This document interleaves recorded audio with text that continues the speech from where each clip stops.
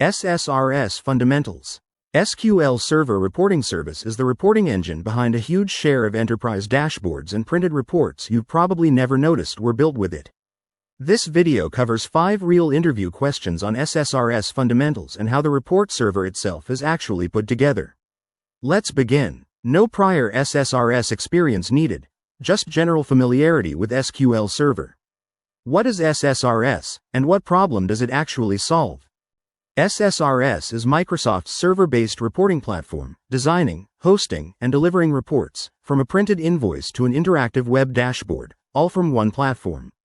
Reports are defined once, centrally, and that single definition serves every authorized user, instead of each person building their own slightly different version in Excel. It genuinely separates report design from report delivery. The same report can be viewed in a browser, exported to PDF, or emailed automatically, all from that one underlying definition. This centralization is really the whole value proposition: one tested, governed report definition, instead of 100 slightly different spreadsheets all claiming to show the same numbers. Naming all 3 pieces by name in an interview signals real hands-on deployment experience, not just familiarity with the reporting tool's front end. What are the core components of SSRS architecture? The report server hosts and processes reports, rendering report definitions into actual output and handling requests from users and scheduled subscriptions alike. The report server database stores everything persistently: report definitions, metadata, schedules, and execution history, held in a real SQL Server database, not just loose files sitting on disk. Report Manager, or the newer web portal in current versions, is the interface where users browse, run, and manage reports, kept separate from the actual rendering engine underneath. In larger deployments, these pieces can genuinely scale independently, a busy report server scaled out separately from the database backing it, the same layered pattern used across most real enterprise applications. A useful phrase for an interview: RDL is really just a specialized, well-structured XML schema, not a mysterious proprietary format. What is RDL, and what does a report definition actually contain? RDL, Report Definition Language, is XML. A report file is genuinely just structured text, defining data sources, datasets, and the actual layout of report items like tables and charts. This is exactly why reports can be version controlled in Git and diff like any other text-based source file, not treated as an opaque binary blob nobody can meaningfully review.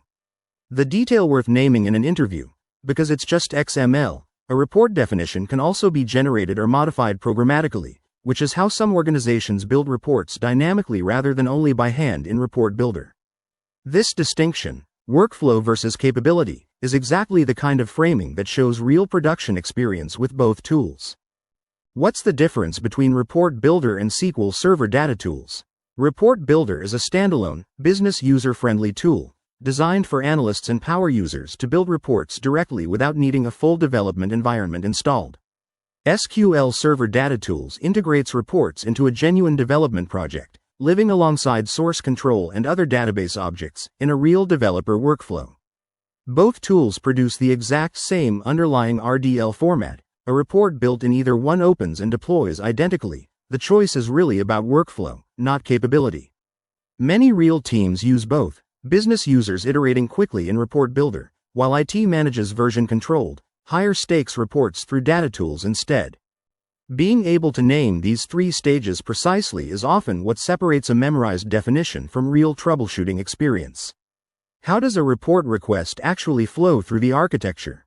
A request starts when a user opens a report in the web portal, or a subscription triggers automatically on schedule, either way reaching the report server. The report server then retrieves data from the configured data source, and merges that data with the RDL layout definition. This is the processing step where the actual report content comes together. Finally, the processed report gets rendered into whatever format was requested: HTML for a browser, or PDF for a scheduled email delivery.